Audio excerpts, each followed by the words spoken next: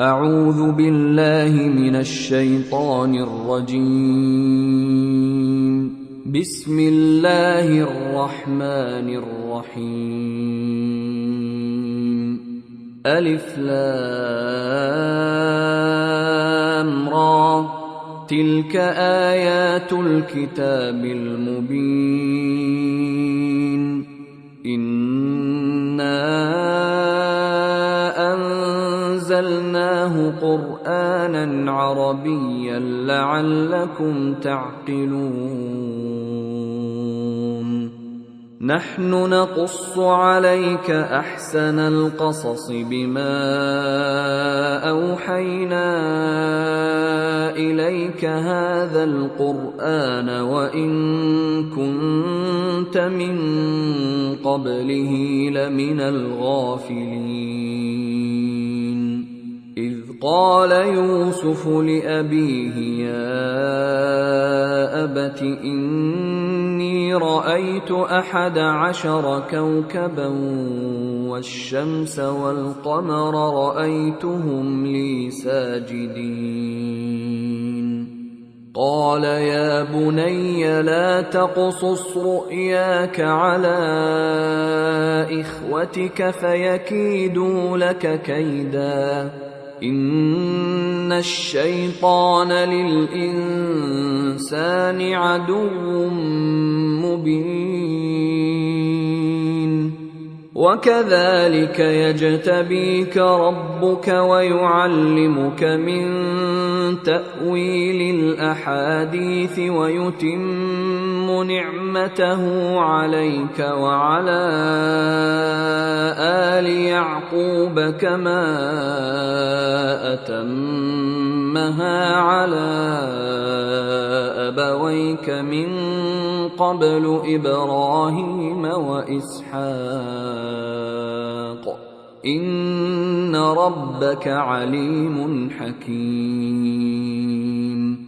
لقد كان في يوسف وإخوته آيات للسائلين،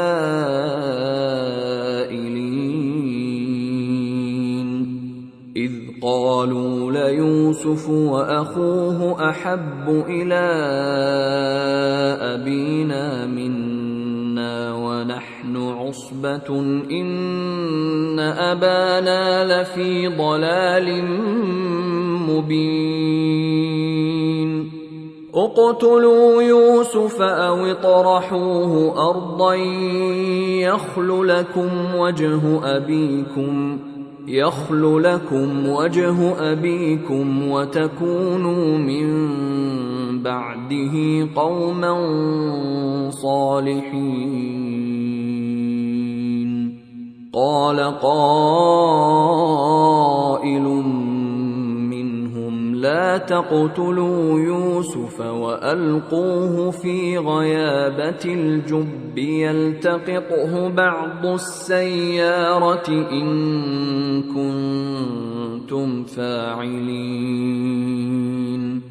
قالوا يا أبانا ما لك لا تأمنا على يوسف وإنا له لناصحون. أرسله معنا غدا يرتع ويلعب وإنا له لحافظون. قال إني ليحزنني أن تذهبوا به وأخاف أن يأكله الذئب وأنتم عنه غافلون. قالوا لئن أكله الذئب ونحن عصبة إنا إذا لخاسرون. فلما ذهبوا به وأجمعوا أن يجعلوه في غيابة الجب وأوحينا إليه لتنبئنهم بأمرهم هذا وهم لا يشعرون وجاءوا أباهم عشاء يبكون قالوا يا أبانا إنا ذهبنا نستبق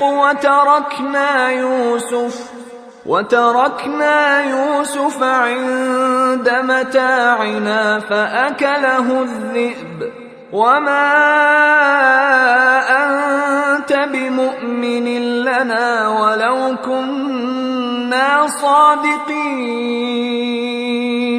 وجاءوا على قميصه بدم كذب قال بل سولت لكم أنفسكم أمرا فصبر جميل والله المستعان على ما تصفون. وجاءت سيارة فأرسلوا واردهم فأدلى دلوه قال يا بشرى هذا غلام وأسروه بضاعة والله عليم بما يعملون. وشروه بثمن بخس دراهم معدودة وكانوا فيه من الزاهدين. وقال الذي اشتراه من مصر لامرأته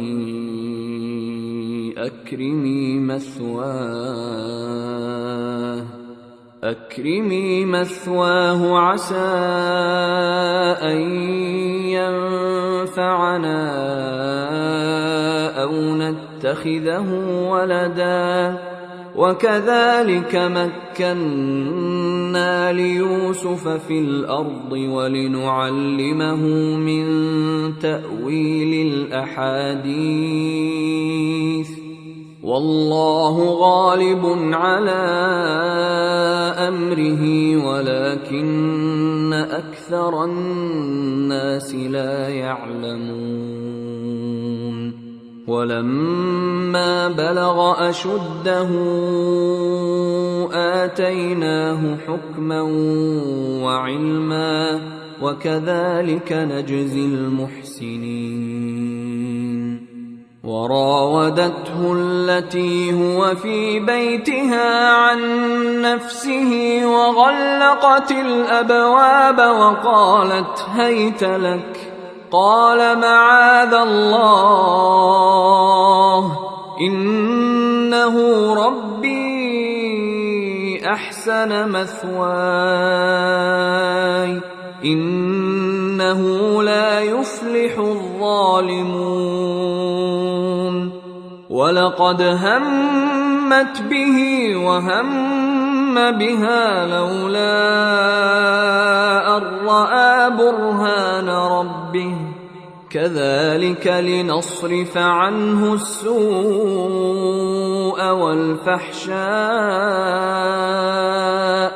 إنه من عبادنا المخلصين. واستبق الباب وقدت قميصه من دبر وألف يا سيدها لدى الباب قالت ما جزاء من أراد بأهلك سوءا إلا أن يسجن أو عذاب أليم. قال هي راودتني عن نفسي وشهد شاهد من أهلها إن كان قميصه قد من قبل فصدقت وهو من الكاذبين وإن كان قميصه قد من دبر فكذبت وهو من الصادقين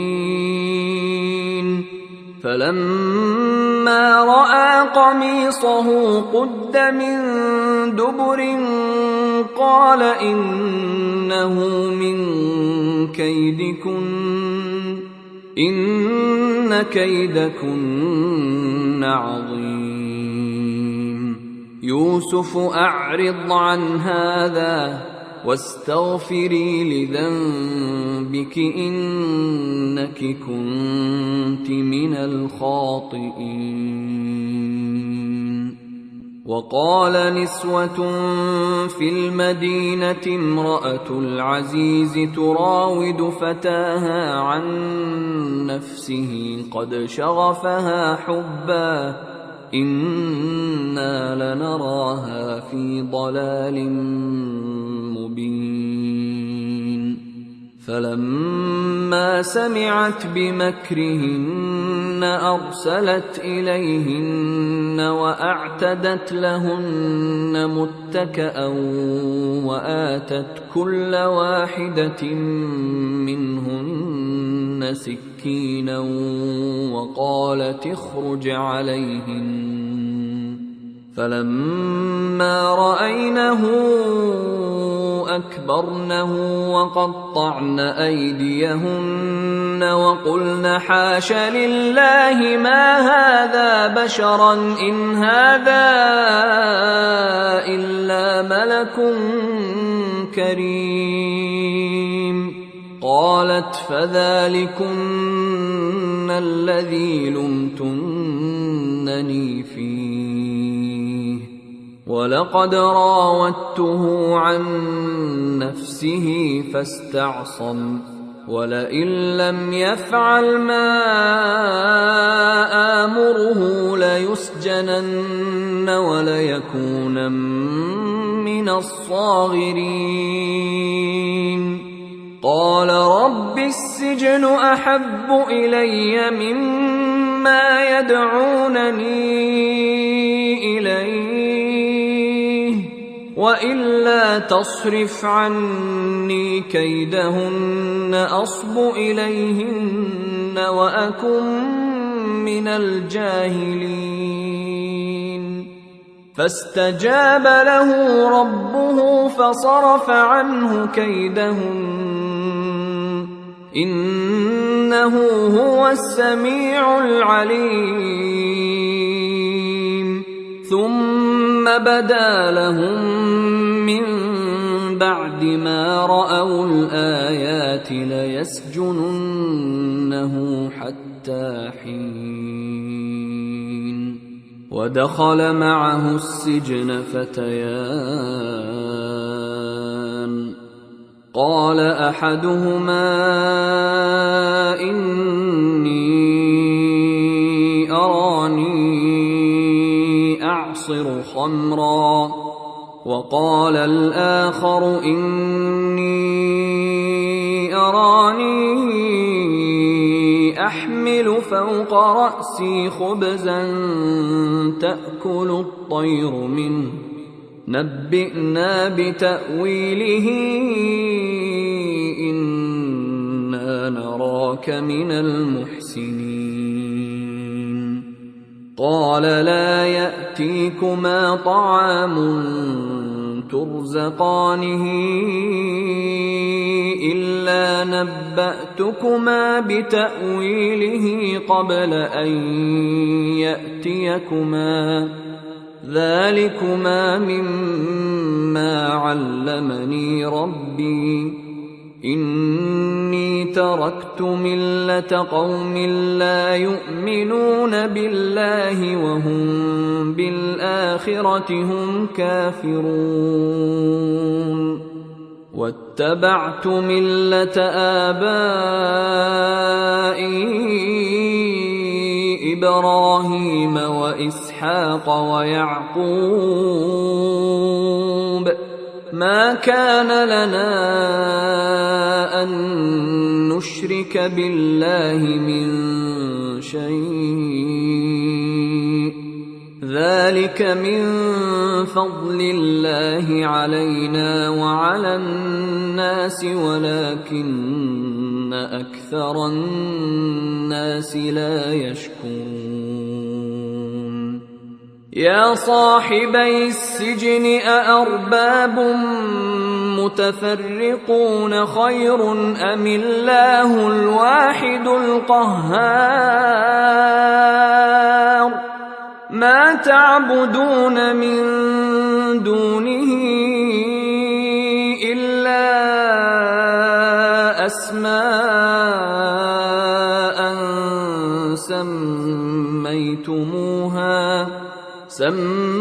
سميتموها أنتم وآباؤكم ما أنزل الله بها من سلطان إن الحكم إلا لله أمر ألا تعبدوا إلا إياه ذلك الدين القيم ولكن أكثر الناس لا يعلمون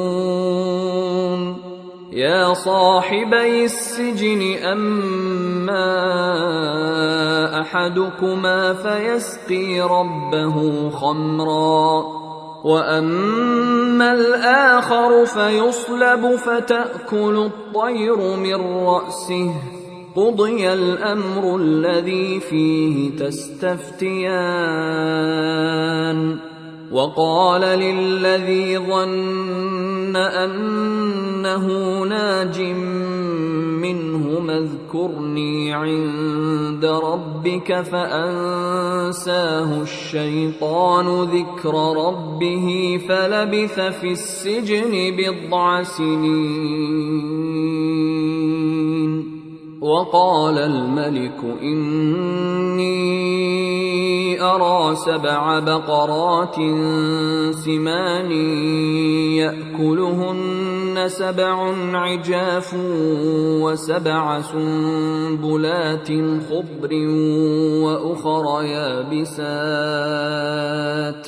يا أيها الملأ أفتوني في رؤياي إن كنتم للرؤيا تعبرون قالوا أضغاث أحلام وما نحن بتأويل الأحلام بعالمين وقال الذي نجا منهما وادكر بعد أمة أنا أنبئكم بتأويله فأرسلون يوسف أيها الصديق أفتنا في 7 بقرات سمان يأكلهن 7 عجاف و7 سنبلات خضر وأخر يابسات لعلي أرجع إلى الناس لعلهم يعلمون قال تزرعون 7 سنين دأبا فما حصدتم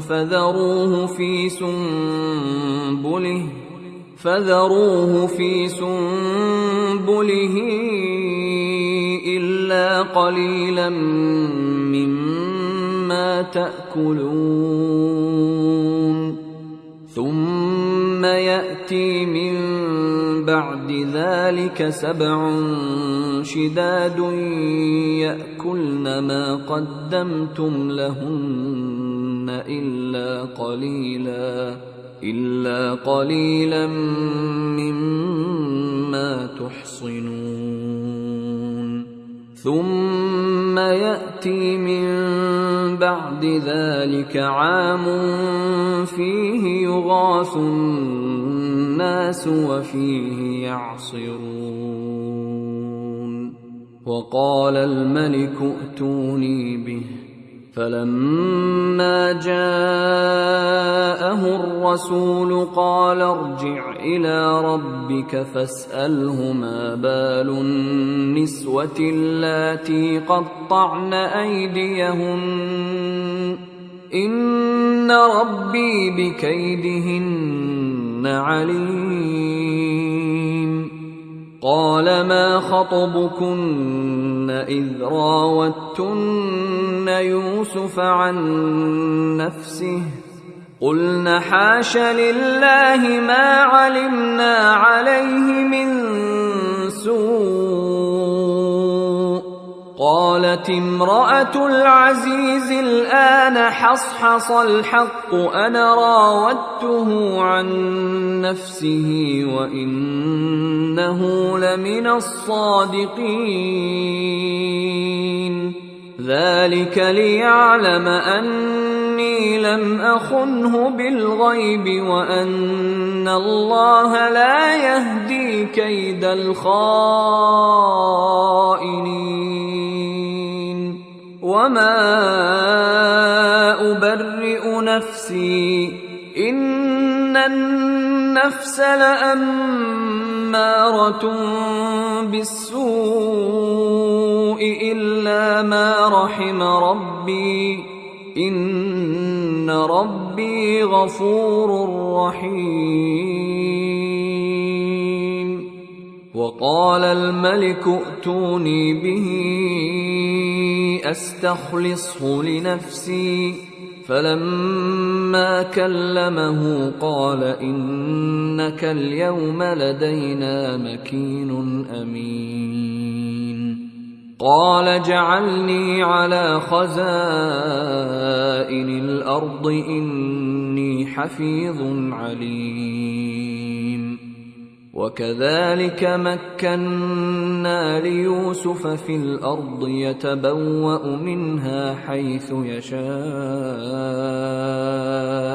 نصيب برحمتنا من نشاء ولا نضيع أجر المحسنين. ولأجر الآخرة خير للذين آمنوا وكانوا يتقون. وجاء إخوة يوسف فدخلوا عليه فعرفهم وهم له منكرون. ولما جهزهم بجهازهم قال ائتوني بأخ لكم من أبيكم ألا ترون أني أوفي الكيل وأنا خير المنزلين. فإن لم تأتوني به فلا كيل لكم عندي ولا تقربون. قالوا سنراود عنه أباه وإنا لفاعلون.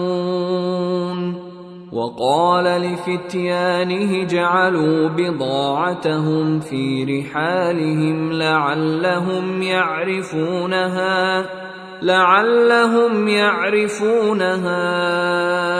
إذا انقلبوا إلى أهلهم لعلهم يرجعون. فلما رجعوا إلى أبيهم قالوا يا أبانا منع منا الكيل فأرسل معنا أخانا نكتل وإنا له لحافظون. قال هل آمنكم عليه إلا كما أمنتكم على أخيه من قبل فالله خير حافظا وهو أرحم الراحمين. ولما فتحوا متاعهم وجدوا بضاعتهم ردت إليهم قالوا يا أبانا ما نبغي هذه بضاعتنا ردت إلينا ونمير أهلنا ونحفظ أخانا ونزداد كيل بعير ذلك كيل يسير قال لن أرسله معكم حتى تؤتون موثقا من الله لتأتونني به إلا أن يحاط بكم فلما آتوه موثقهم قال الله على ما نقول وكيل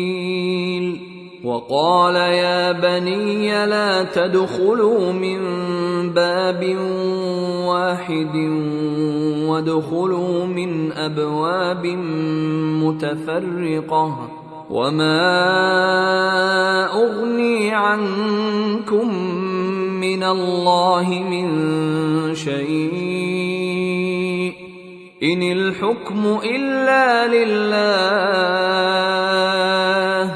عليه توكلت وعليه فليتوكل المتوكلون ولما دخلوا من حيث أمرهم أبوهم ما كان يغني عنهم من الله من شيء إلا حاجة في نفس يعقوب قضاها وإنه لذو علم لما علمناه ولكن أكثر الناس لا يعلمون ولما دخلوا على يوسف آوى إليه أخاه قال إني أنا أخوك فلا تبتئس بما كانوا يعملون فلما جهزهم بجهازهم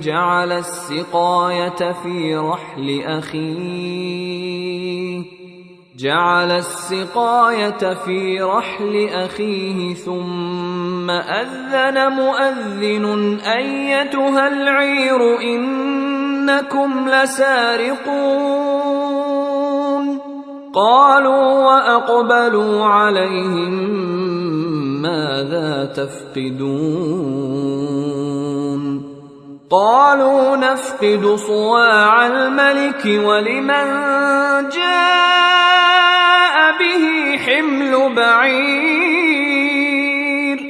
ولمن جاء به حمل بعير وأنا به زعيم قالوا تالله لقد علمتم ما جئنا لنفسد في الأرض وما كنا سارقين قالوا فما جزاؤه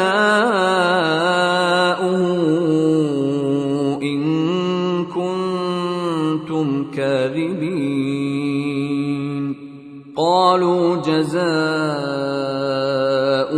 من وجد في رحله فهو جزاؤه كذلك نجزي الظالمين فبدأ بأوعيتهم قبل وعاء أخيه ثم استخرجها من وعاء أخيه كذلك كدنا ليوسف ما كان ليأخذ أخاه في دين الملك إلا أن يشاء الله نرفع درجات من نشاء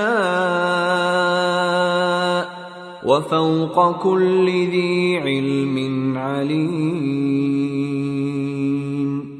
قالوا إن يسرق فقد سرق أخ له من قبل فأسرها يوسف في نفسه ولم يبدها لهم قال أنتم شر مكانا والله أعلم بما تصفون قالوا يا أيها العزيز إن له أبا شيخا كبيرا فخذ أحدنا مكانه إنا نراك من المحسنين قال معاذ الله أن نأخذ إلا من وجدنا متاعنا عنده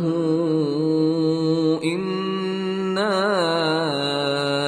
إذا لظالمون فلما استيئسوا منه خلصوا نجيا قال كبيرهم ألم تعلموا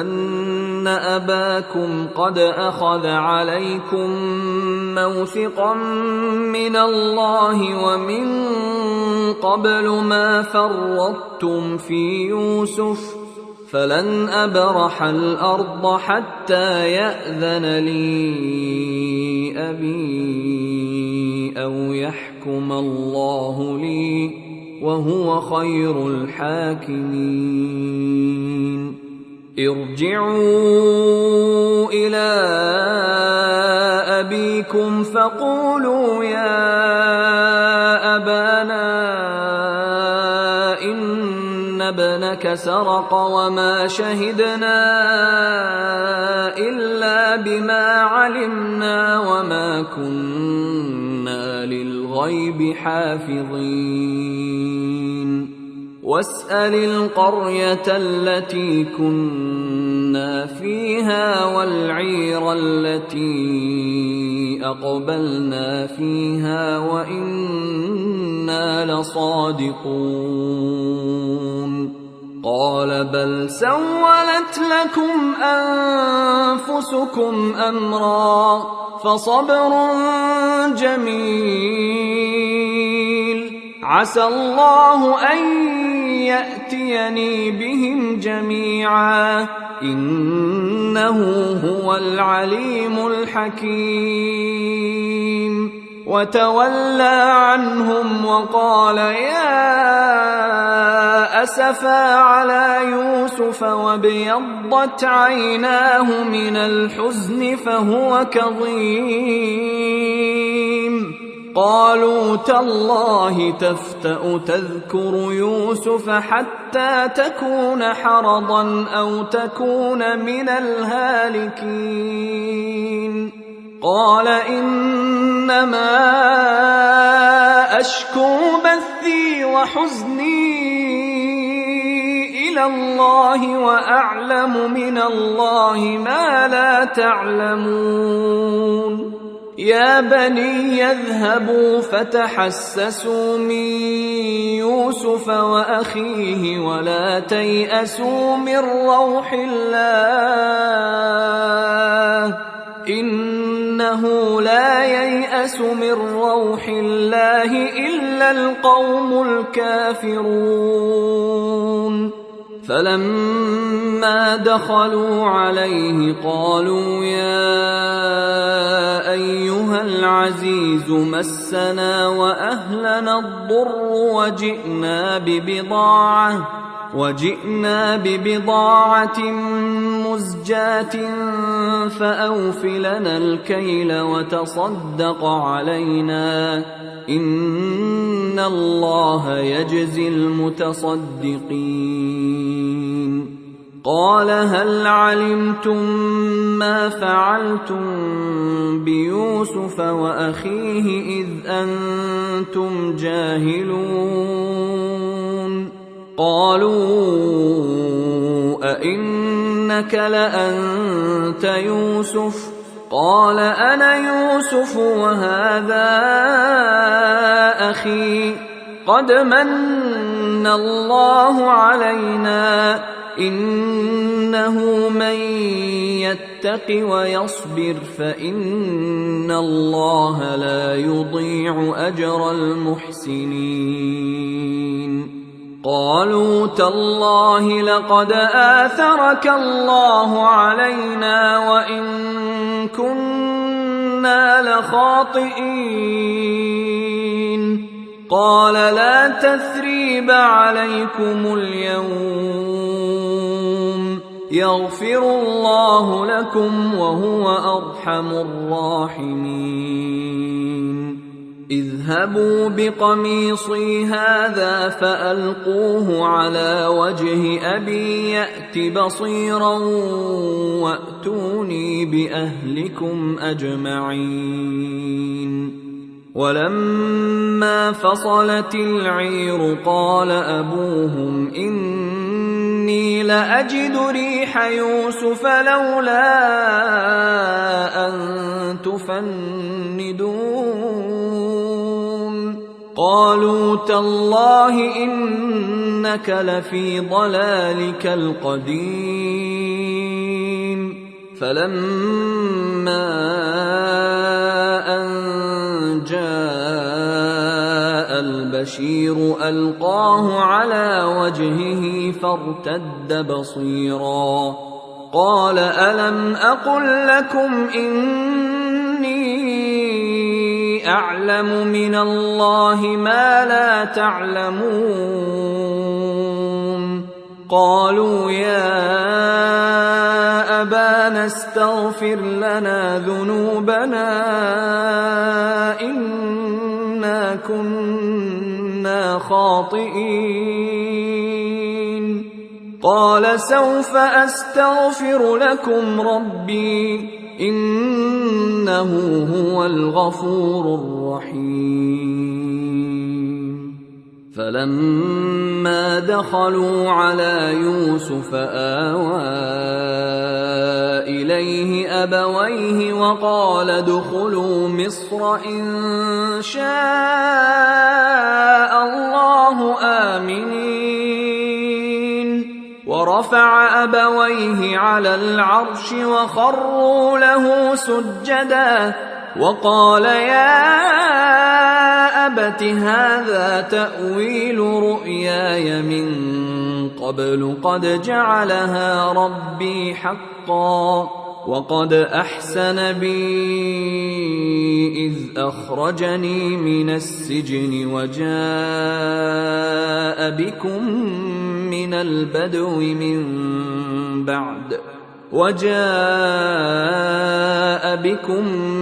البدو من بعد أن نزغ الشيطان بيني وبين إخوتي إن ربي لطيف لما يشاء إنه هو العليم الحكيم. رب قد آتيتني من الملك وعلمتني من تأويل الأحاديث فاطر السماوات والأرض أنت وليي في الدنيا والآخرة توفني مسلما وألحقني بالصالحين. ذلك من أنباء الغيب نوحيه إليك وما كنت لديهم إذ أجمعوا أمرهم وهم يمكرون. وما أكثر الناس ولو حرصت بمؤمنين وما تسألهم عليه من أجر إن هو إلا ذكر للعالمين. وكأي من آية في السماوات والأرض يمرون عليها وهم عنها معرضون وما يؤمن أكثرهم بالله إلا وهم مشركون. أفأمنوا أن تأتيهم غاشية من عذاب الله أو تأتيهم الساعة بغتة وهم لا يشعرون قل هذه سبيلي أدعو إلى الله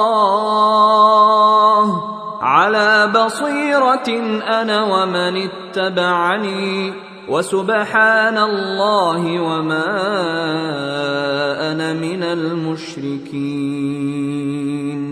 وما أرسلنا من قبلك إلا رجالا نوحي إليهم من أهل القرى أفلم يسيروا في الأرض فينظروا كيف كان عاقبة الذين من قبلهم ولدار الآخرة خير للذين اتقوا أفلا تعقلون حتى إذا استيأس الرسل وظنوا أنهم قد كذبوا جاءهم نصرنا فنجي من نشاء ولا يرد بأسنا عن القوم المجرمين لقد كان في قصصهم عبرة لأولي الألباب ما كان حديثا يفترى ولكن تصديق الذي بين يديه وتفصيل كل شيء وهدى ورحمة لقوم